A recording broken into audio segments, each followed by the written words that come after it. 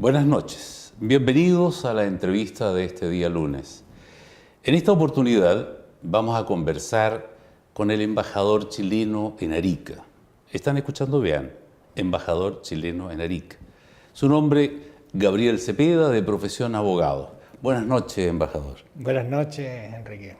Bienvenido a nuestra conversación. Espero no ser muy insidioso ni molestarle con preguntas pero que lo alejen de la diplomacia. No, sí. Estamos en el país. Mire, no puedo iniciar esta conversación si no nos explica qué hace un embajador chileno en Arica. La verdad que hay que hacer una precisión. El hecho de la denominación de embajador es una cuestión circunstancial, porque en el fondo es un rango, es un grado que existe en el Servicio Exterior chileno.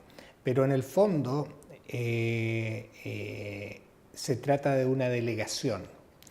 En el fondo yo estoy representando al Ministerio de Relaciones Exteriores en la región y en la zona norte como un delegado de la Cancillería. Esa en realidad es la exacta denominación y la adecuada denominación que habría que tener. O sea, habría que hablar de delegado del Ministerio de Relaciones Exteriores.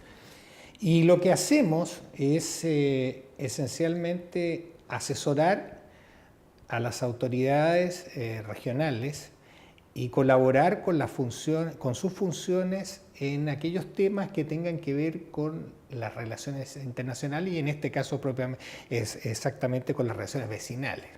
Tenemos fronteras activas, importantes en nuestra zona norte y hay tratados que cumplir, que desarrollar, y esa función es una función de nexo, de asesoría, como le decía, en la cual tratamos de estar cerca de las autoridades para hacer presentes los puntos de vista de Cancillería y a su vez también recoger las opiniones o las consultas que estas autoridades y que las personas en general, todos los servicios, las instituciones en las diferentes ciudades tengan respecto a temas que involucren al Ministerio de Relaciones Exteriores. Esa función de contacto y de nexo la cumplimos nosotros. Embajador, si ese es el escenario en el cual usted se desenvuelve en nuestra región, particularmente, digamos, ¿podría decirnos qué tan buenas o qué tan dificultosas pueden ser sus conversaciones, su trabajo con las autoridades regionales, o son de muy buen nivel? Los contactos son muy fluidos, a todo nivel, y son, yo diría, ágiles, dinámicos. Hoy día tenemos a nuestra disposición todos los medios de la tecnología, ¿no es cierto?, y del conocimiento para estar trabajando a codo en los diferentes temas. Y es realmente una labor muy interesante, yo diría que fascinante desde el punto de vista nuestro, porque de alguna manera es del mayor interés tratar de aplicar, de llevar en lo que los asuntos internos de nuestro país, en las cuestiones domésticas de Chile, toda una experiencia de trabajo que uno ha tenido en una carrera en el exterior. Así que no deja de ser un desafío súper llamativo y especialmente atractivo. Yo lo siento así, por lo menos en lo personal. Yeah. Y si tengo que resumir lo que me preguntaba, los contactos son excelentes y son fáciles. Son fáciles porque tenemos una muy buena vinculación. La pregunta apunta también a que usted representa un ministerio, Sí. y la intendencia representa el Poder Ejecutivo. Ya. Digamos, Ministerio del Interior, Sí. Presidencia de la República. Sí. Y lo que se da a ese nivel en la capital, ¿cómo se relaciona o se traduce regionalmente? Bueno, en el fondo se trata, hay que aclarar, el límite está en el tipo de política. Nosotros, nuestra función tiene que ver con los asuntos internacionales, o sea, con los asuntos exteriores, todo aquello que está relacionado con nuestra frontera y con la relación con los vecinos. En este caso serían los 3 vecinos que tenemos en la zona norte, ¿no es cierto? Incluyendo, digamos, el caso de estoy Argentina. cubriendo de Antofagasta hacia el norte, y tenemos una activa relación en todo lo que sean los pasos fronterizos en la zona de Antofagasta, Sico y Jama. Bueno, ya sabemos la intensa vinculación fronteriza que tenemos con Bolivia en los pasos de Colchane y de Chungará. Y desde luego la frontera más activa de mayor tránsito de población, que es nuestra frontera con Perú, en que tenemos cerca de 6 millones de personas cruzando al año. Así es. De manera que no es menor, o sea, ahí ya tenemos un campo de trabajo y de actividad muy grande. O sea, en el fondo no hay ninguna forma en que eso pudiera generar algún tipo de cortocircuitos o de incompetencias. Al contrario, se trata justamente de complementar, de llevar un poco la visión internacional de nuestra relación con las capitales de esos países a el terreno local y propio del cumplimiento de muchos de estos tratados que son, o muchos de estos acuerdos que son para cumplir en realidades muy concretas y específicas del día a día de los ciudadanos.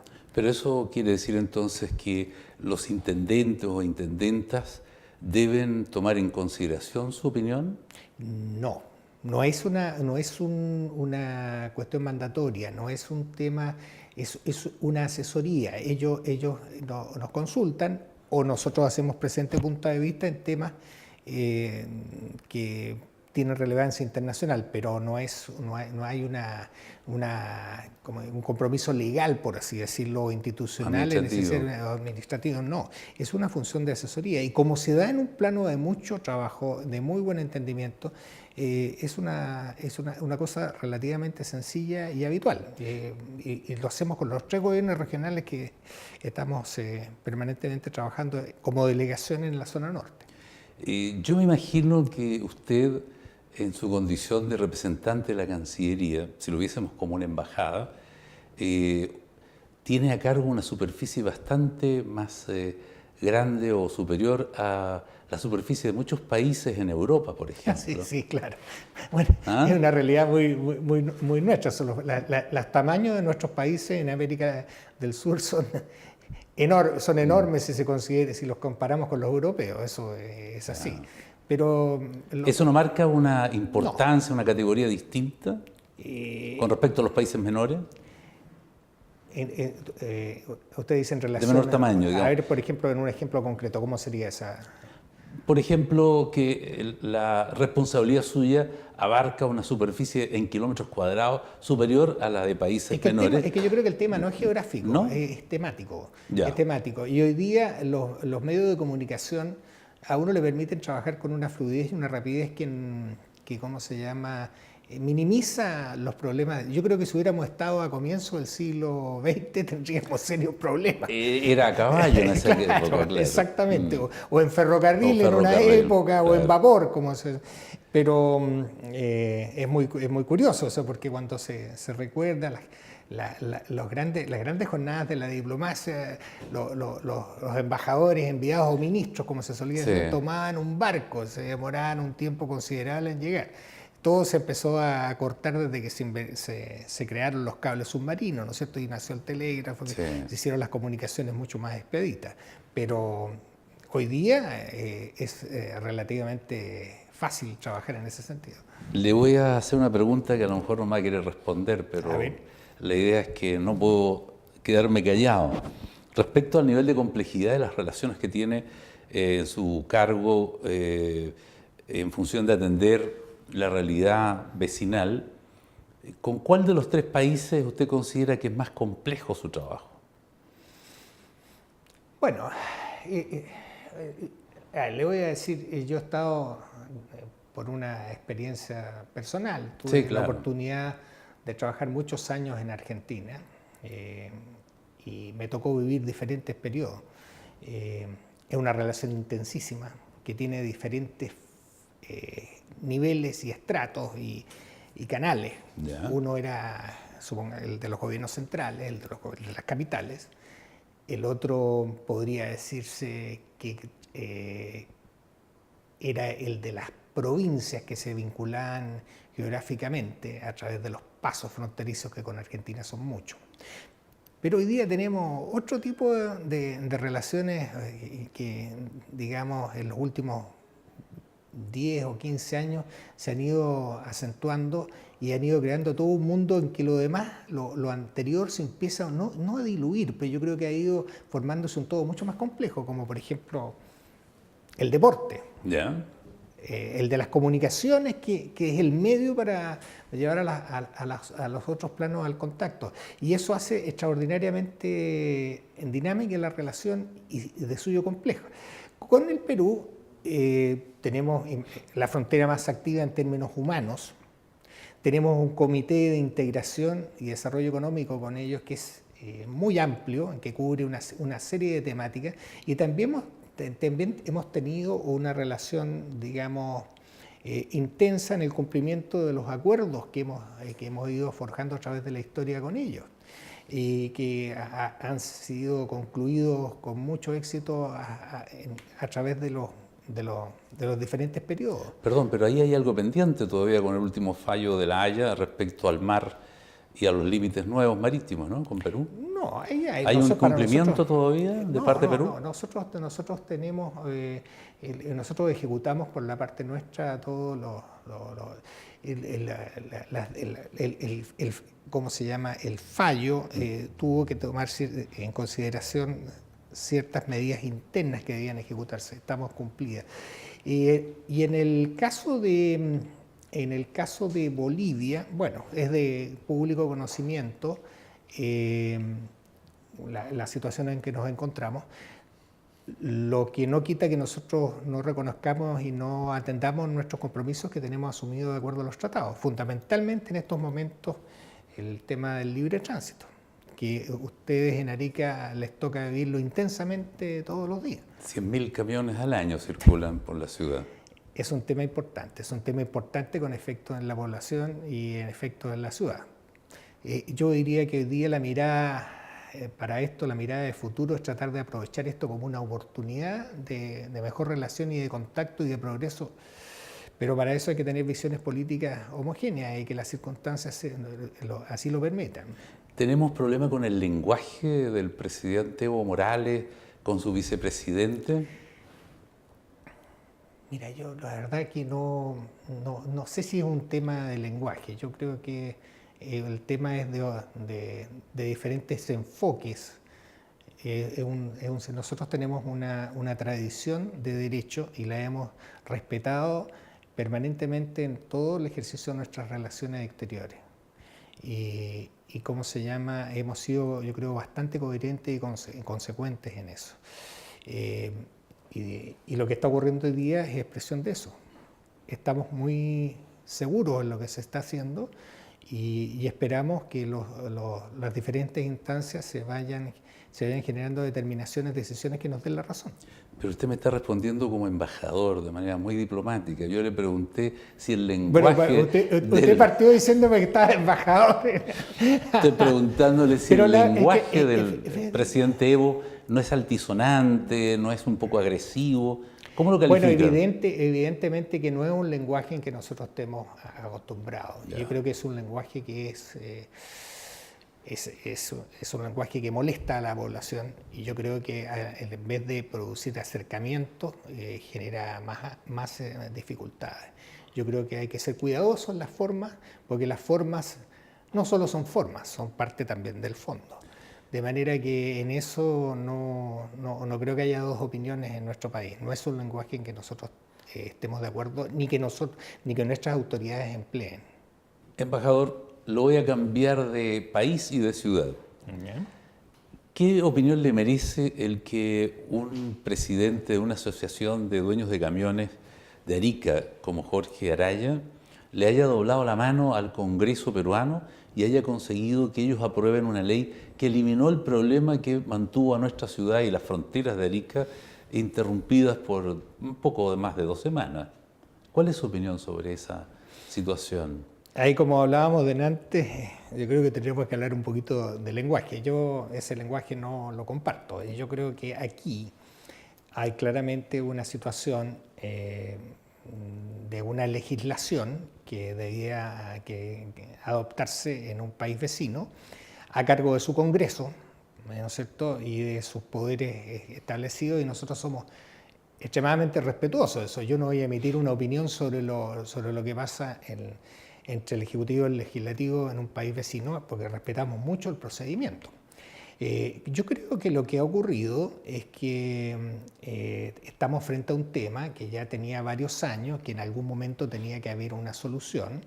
Hay un proceso de integración vecinal activo y obviamente las comunicaciones entre dos países por la parte física son como de las cosas más primarias, de manera que seguramente la evaluación que ha hecho el gremio ha sido, y yo no lo personalizaría en un nombre, ha sido claramente la consideración de que que este movimiento les podía ayudar a sus objetivos. Ahora, esa es una evaluación de ellos, pero hay que recordar que ellos también trabajaron en coordinación con los gremios de Perú y con los gremios, entiendo, de Bolivia, según lo que se nos ha... Así es. No tengo mucha información exacta sobre eso, pero yo lo situaría en un plano de respeto, y yo no creo que nadie le haya doblado la mano a nadie. Yo creo que esas son cosas que ocurren, y yo creo que Perú ha hecho las cosas también siguiendo sus propios intereses y siguiendo las propias conveniencias de su país, del país, de su ciudad que es Tacna. Le voy a poner una pregunta en bandeja porque ya el tiempo se nos vino encima, y para que quede bien usted como diplomático. ¿Cómo considera usted que van a ser ahora las relaciones con Perú y su nuevo presidente? Mire, yo me imagino que siempre que hay cambios de gobierno en todos los países se hacen una serie de expectativas y de análisis. Nosotros tenemos una relación muy estable con ellos. Hay indudablemente énfasis que se producen en algún momento de las relaciones por cuestiones circunstanciales, pero yo veo en el presidente electo en Perú y en su plataforma una serie de indicios y de enunciados que son muy positivos. De partida, el trabajo en el ámbito comercial, en el ámbito económico, como motor de la relación política, es absolutamente indispensable. Hemos tenido una relación muy exitosa en el marco de la Alianza del Pacífico, y que yo creo que va a ser ahora mucho más todavía en los años que vienen, porque además van generando frutos. Hay que pensar los años que hemos estado trabajando en diferentes procesos de integración en América Latina, y aquí tenemos un ejemplo de un trabajo que está generando éxitos objetivos y acercamientos objetivos. Yo creo que estamos en un muy buen momento. Bien, yo imagino que los diplomáticos hablan como diplomáticos, y su respuesta corresponde a ese interés y a esa posición, pues que es evidentemente muy delicada y hay que respetar, porque evidentemente los países se entienden conversando, hablando y resolviendo los problemas alrededor de una mesa. Es la única forma de conversar bien, ¿verdad? Entendernos. Claro. Ahora, para cerrar, realmente, ¿cree que estamos en mejor pie para que el desarrollo notoriamente más voluminoso, importante en la región de Tacna, se traslape en algo hacia la región de Arica y Parinacota? Yo creo que sí, y yo creo que va en ambos sentidos. Porque, hasta ahora ha sido en un solo sentido. A ver, ¿cómo eso? Porque en realidad vamos los ariqueños a Tacna a consumir y a gastar, pero ellos vienen muy poco para acá, sino a trabajar nada más. Pero ha habido otros periodos en que ha sido al revés, ¿no? Sí, pero llevamos mucho tiempo favoreciendo la economía de la región de Tacna, diría yo.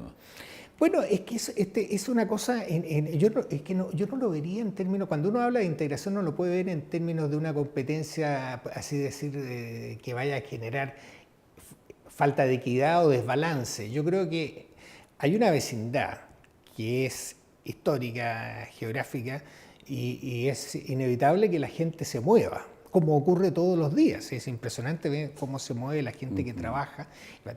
De manera que ese es un tema que es un dato de la realidad. Y en algún momento puede favorecer a un sector, si lo medimos en términos de cifra, o un lado, pero otro momento puede favorecer a otro. O sea, Se lo pongo de otra manera, entonces, el gobierno o el Estado chileno debería preocuparse más de nuestra región para equilibrar un poco la balanza, porque los negocios son buenos cuando son de mutua conveniencia, cuando ambas partes ganan. Hasta ahora la ganancia está inclinada hacia la región de Tacna. yo creo que hay una preocupación del Estado por nuestra zona norte, que se ha evidenciado en los últimos años desde la creación en particular de la región, el fondo, el fondo especial que se ha acordado, y hay una serie de otras medidas que están en ejecución. Yo creo que pero hay que tener claro una cosa, que nosotros somos un país de una geografía sumamente compleja, con zonas extremas especialmente difíciles y que requieren una gran dosis de presupuesto y de planes de una actividad dinámica. Realmente no sé si hay en el otro mundo, en alguna otra parte del mundo, un país con las complejidades que tenemos nosotros. No, debe haber países que están peor que nosotros, embajador. No me refiero a que estén peor, no me refiero a que son desafíos. Incluso tenemos hasta una isla en la Polinesia, que nos crea también un tema súper atractivo e interesante en materia de preocuparnos por extremos. Y es por un buen zonas, desafío, ¿no? Es un desafío enorme. Claro. De manera que yo creo que estamos en el buen camino. Ahora, hay veces las velocidades no son las que uno quisiera, ¿no? También estamos viviendo un mundo de una enorme interdependencia en que las crisis nos afectan y eso es inevitable. Bueno, embajador, de verdad el tiempo se nos escapó de las manos. La conversación podría seguir, digamos, toda la noche. Son temas interesantes, apasionantes, las relaciones entre los países, las naciones y sus respectivos pueblos. Quiero agradecerle la gentileza de haber venido a conversar con nosotros y queda invitado de todas maneras para una próxima tertulia referida a los temas vecinales. Muy bien, pues muchas gracias. Con el mayor gusto cuando ustedes lo requieran. Muchas gracias a usted. Bueno, después de unos comerciales volvemos con más noticias.